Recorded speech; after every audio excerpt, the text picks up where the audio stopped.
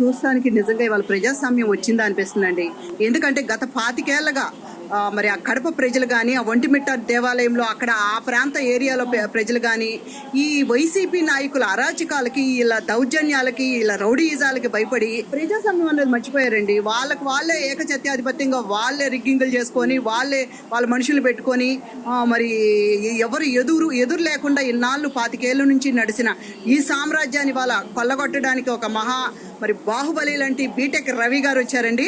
ఆయన సతీమణి కానీ, మరి ఒంటిమిట్ట దేవాలయం దగ్గర నిలబడిన వాళ్ళు కానీ, వీళ్ళు ఎవరైనా కానీ తెలుగుదేశం జెండా మీద ఎవరైతే, ఆ గుర్తు మీద ఎవరైతే నిలబడుతున్నారో వాళ్ళందరూ రేపు అత్యధిక మెజారిటీతో గెలవబోతున్నారు.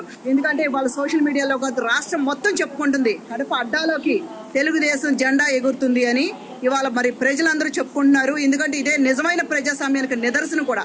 మరి గత 25 ఏళ్ళుగా చూసుకుంటే ఎవరైతే రాజారెడ్డి మరి వాళ్ళ విష సంస్కృతి నుంచి పుట్టుకొచ్చిన ఈ జగన్మోహన్ రెడ్డి కానీ, రాజశేఖర రెడ్డి కానీ, వీళ్ళందరూ కూడా ఒక రకమైన రాజకీయాన్ని చేస్తూ మరి జనాలని భయభ్రాంతులకు గురి చేస్తూ మరి కడపకి ఏం చేశారండి? కడపకి సరైన మంచినీళ్ళ వసతి కూడా కల్పించలేని వీళ్ళు మరి కడప బిడ్డలకి ఎలా చెప్పుకుంటారు? ఇవాళ చంద్రబాబు నాయుడు గారు వచ్చారు.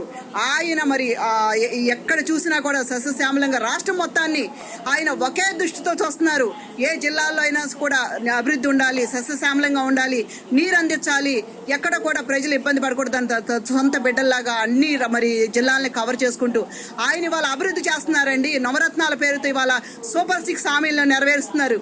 మరి వాళ్ళ కడపలో చూసుకుంటే ఎక్కడ చూసినా కూడా ఇంతకు ముందు ఎవరికి రాని పథకాలు కూడా ఇవ్వాల మరి చంద్రబాబు గారి హయాంలో వస్తున్నాయి. చక్కగా వాళ్ళందరూ కూడా స్వచ్ఛందంగా ఓటేయాలి, స్వచ్ఛందంగా తెలుగుదేశంకి మేము ఓటేసి రావాలి, మరి తెలుగుదేశం జెండా ఇక్కడ ఎగరాలి, ఇన్నాళ్ళు ఉన్న విష సంస్కృతిని మేము పాతి పెట్టాలి అని వాళ్ళంతా ముందుకు వస్తున్నారు.